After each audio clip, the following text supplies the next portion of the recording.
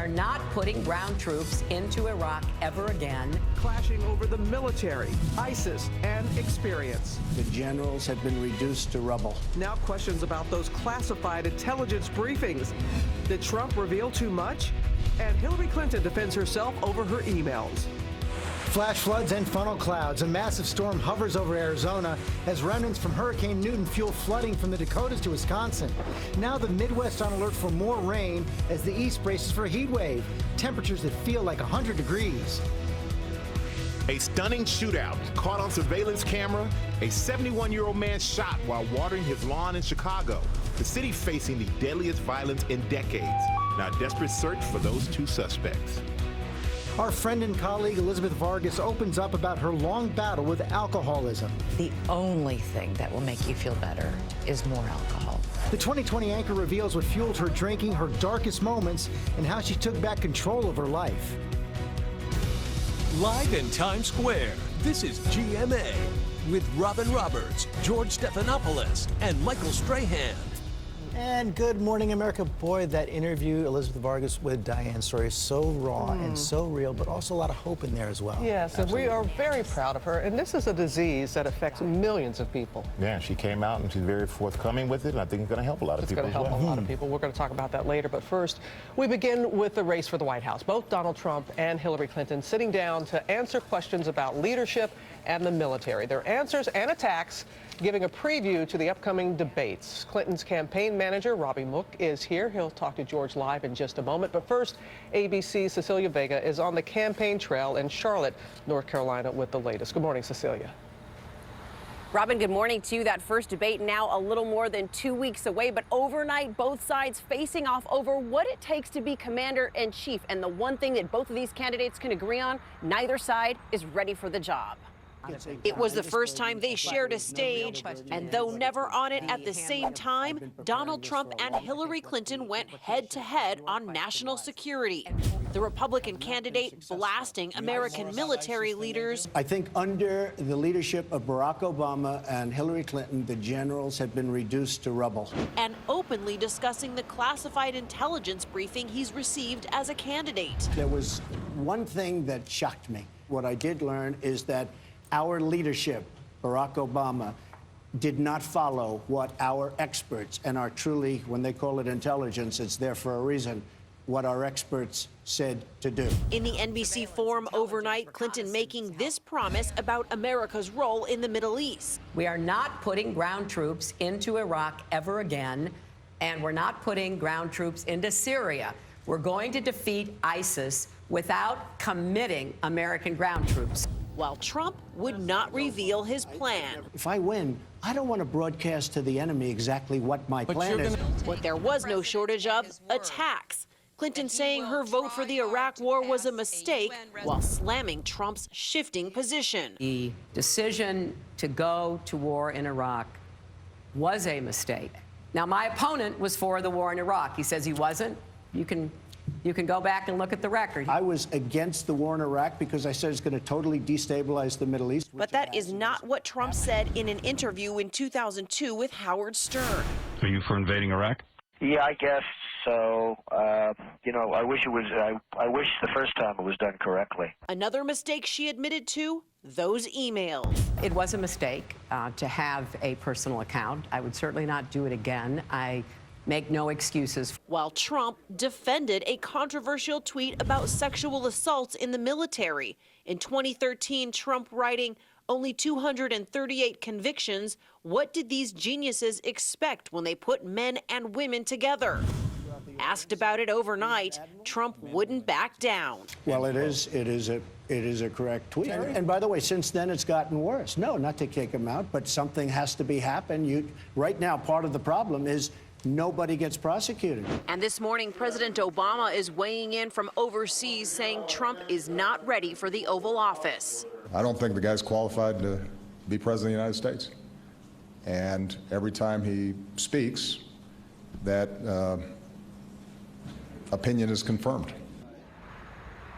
Well, you heard it there. The president is in Laos, and he is really blasting Donald Trump this morning. He said the Republican candidate has, quote, either contradictory or uninformed or outright wacky ideas. George? Not holding back at all, Cecilia. Thanks very much. Let's talk to Hillary Clinton's campaign manager, Robbie Mook. Right now, Robbie, thanks for joining us this morning. Were you happy with how the forum went last night? Absolutely. This was an opportunity for voters to see the difference between these two candidates. And what they saw was that Hillary Clinton both has a real command of the issues, but also the experience and the judgment to be our commander-in-chief. And what we saw from Donald Trump was that he is simply unfit for the job. He insulted our generals. He said that men and women were not capable of serving together in our military. He showered praise again on Vladimir Putin, despite Matt Lauer walking through all of the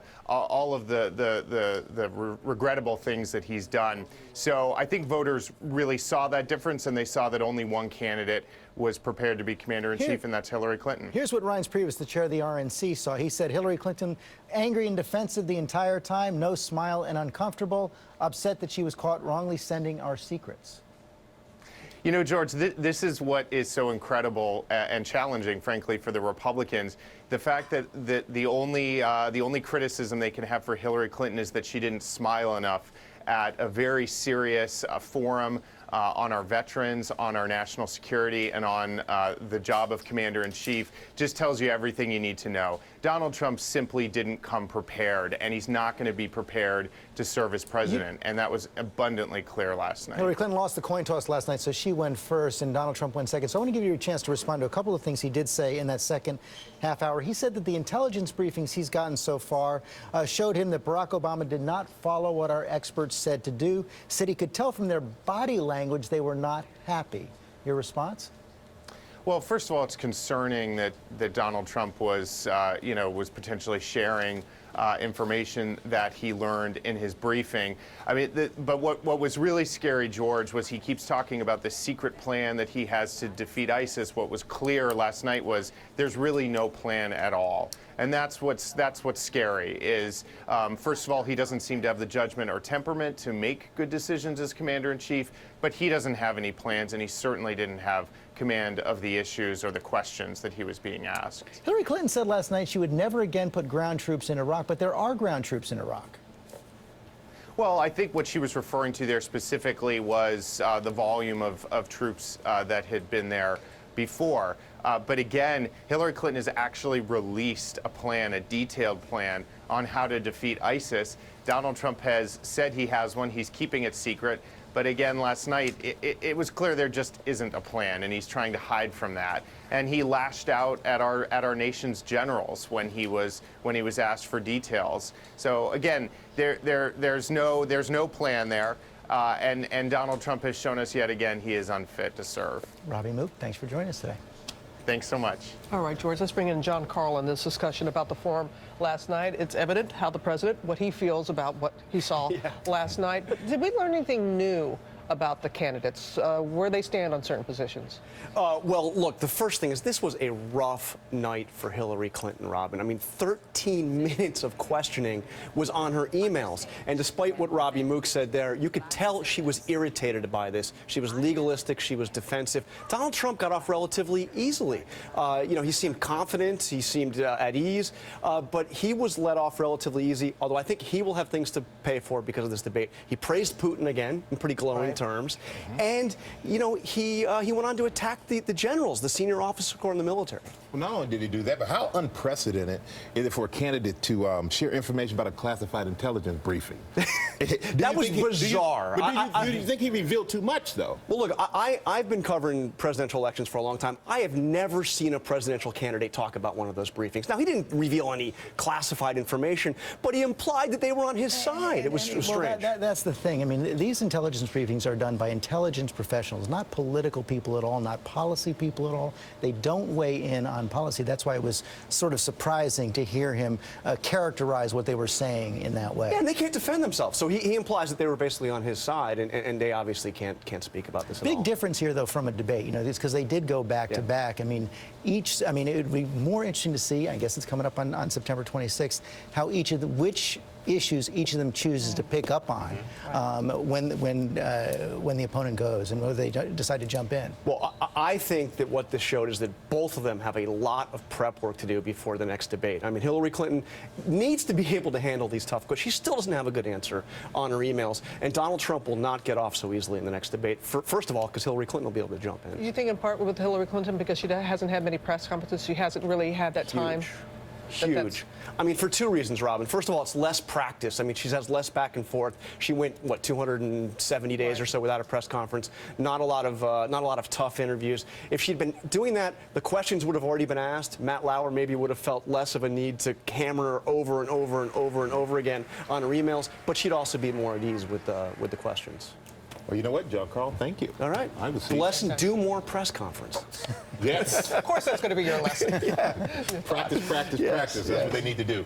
And now to that flooding in the Midwest, we're going to turn over to Ginger, who's going to tell us what's left of the former tropical storm Newton, and it's messing up the South. And Ginger, you're here with that this morning. Hey, this morning we are learning that Tucson had almost a month's worth of rain in just one day as the remnants of what was Newton passed over. So it didn't make history as that tropical storm, but some places got up to a half foot there in Arizona. Then the moisture fueling that ongoing flash flooding in parts of the Midwest. See, that video there is from Milwaukee, Wisconsin. A lot of people picking up anywhere from 3, 4, 5 inches very quickly. And this morning you can see it on the satellite image here as that moisture pools up. Chicago back to Kansas City.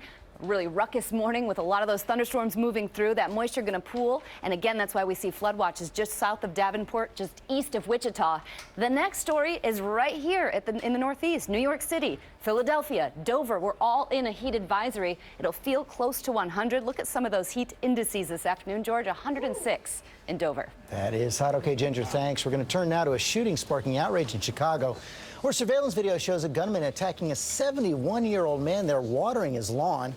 ABC's Alex Perez is in Chicago with the latest announcement. This comes after Chicago's deadliest month in decades. Yeah, that's right, George. This morning we're trying to figure out what exactly investigators are looking at here. Now, what we've learned from investigators who are following this case is that the 71-year-old man was minding his own business when suddenly he was fighting for his life. This morning, Chicago police on the hunt for the brazen suspects that took down this senior citizen and then shot him. The entire ordeal captured on tape by a neighbor's surveillance camera. Watch 71-year-old Federico LaGuardia out watering his front lawn Tuesday when two men ride past him on bicycles. Moments later, one of those men returns, wrestling LaGuardia to the ground, shooting him in the abdomen, then rifling through his pockets and stealing his wallet. It's just absolutely ridiculous. I mean, you're not even safe in your own yard. Injured, LaGuardia then gets himself to a neighbor's front door and calls for help. The unbelievable video, another sign of the record-breaking violence plaguing some parts of Chicago. In 2016, nearly 3,000 shootings so far, more than 500 murders, more than New York and Los Angeles combined. It's not a police issue, it's a society issue.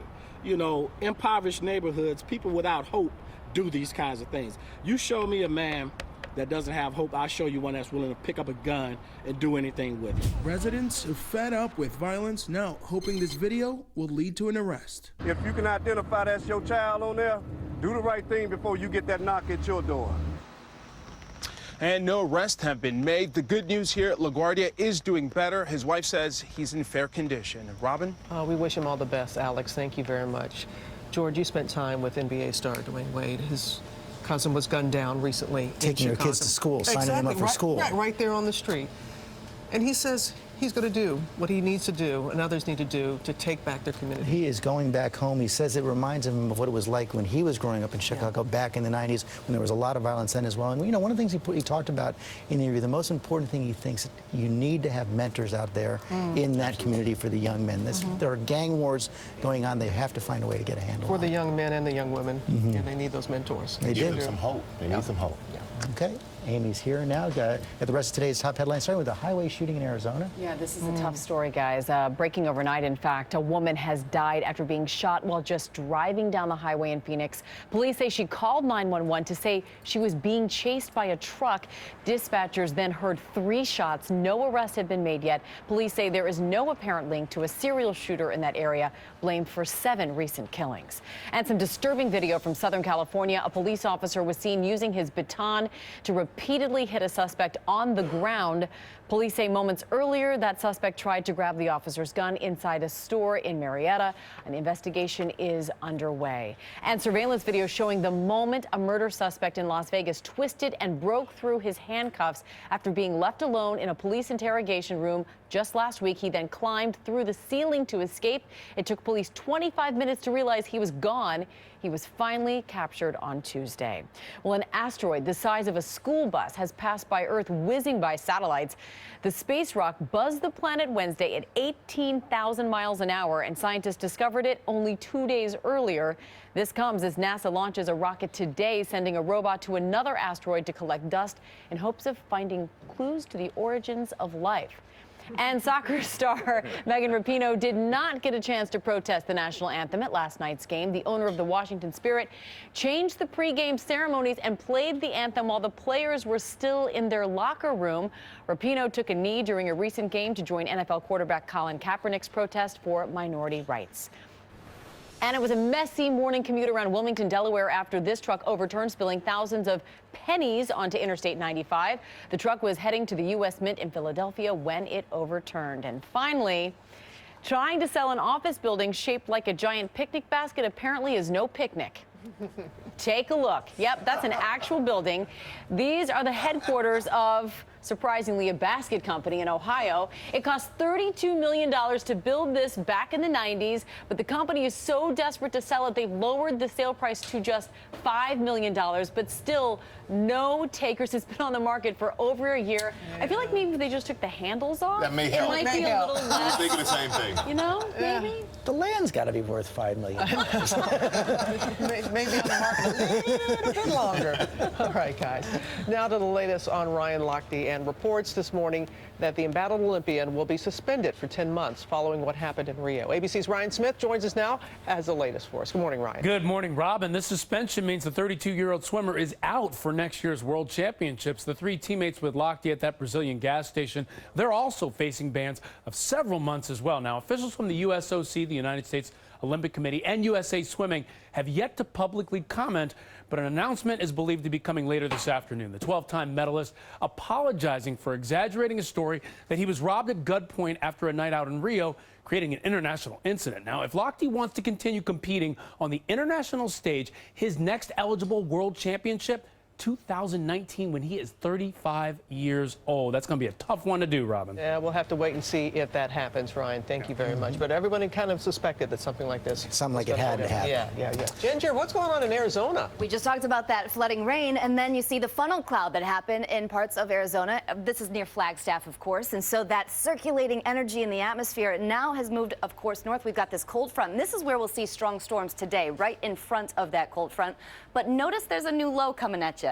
It's centered there in parts of the Dakotas. Well, it'll slide by, and anyone from Des Moines back through Kansas City, even Wichita, along I-35, going to be looking out for damaging wind. This is for tomorrow, so we're giving you a heads up right now, hail and even an isolated tornado. Your local weather in 30 seconds, but first we've got to get to those hot cities, brought to you by Macy's. It's Macy's One Day Sale Saturday with a Preview Day Friday with amazing deals of the day store-wide. Like 50% off men's clearance designer collections. Take 65% off clearance fine jewelry. Clearance shoes and boots, now 80% off. Get a panini maker, slow cooker, rocket blender, and more, just $9.99 after mail-in rebate. And get these designer pillows, now only $6.99. Macy's One Day Sale Saturday with a Preview Day Friday. Don't miss it. Well, the story again today is the heat and the high humidity. Now, our storm chances are over, but still could see a lingering shower or two up until about 2 o'clock today. The heat index by noon, 97 to 101. Late today, 99 to 104. Best chance of any of those isolated showers in the yellow, so mainly southern Maryland, south of D.C. And then we will have some more gusty storms coming our way tomorrow afternoon. 96 expected on Saturday. It's a 50-50 weekend. Cooler, better weather follows next week. I just want to bring those numbers back just in case you guys didn't see this afternoon. Yeah. Woo! Keep it cool. Yeah. Today, tomorrow, and then it'll eventually get better. Your mother-in-law doing well? She's doing well. Thanks for asking. Okay. If you were with us yesterday, you'll get it. Coming up, 2020 anchor Elizabeth Vargas opening up about her struggle with alcoholism, talking with our Diane Sawyer. How close did you come to dying? Elizabeth revealing the crushing insecurity and anxiety that fueled her drinking. Her brave and honest interview with Diane just ahead. And scandal at the U.S. Open as Serena Williams goes for another Grand Slam.